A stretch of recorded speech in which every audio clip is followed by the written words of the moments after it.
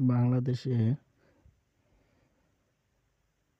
বাংলাদেশে যারা এ ধরনের বন্যপ্রাণী দিয়ে চাঁদাবাজি করে, আমি প্রশাসনকে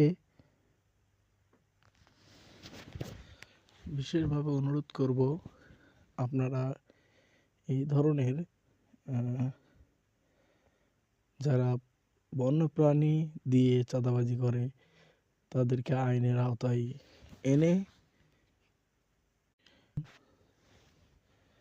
বন্যপ্রাণী আমাদের দেশের সম্পদ, সমাজের সম্পদ, রাষ্ট্রের সম্পদ।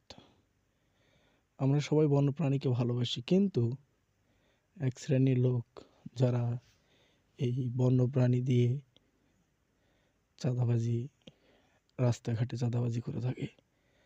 টাকা ইনকাম করতে অনেক কষ্ট হয়, রোজগার করতে অনেক কষ্ট হয়। সেই কষ্টে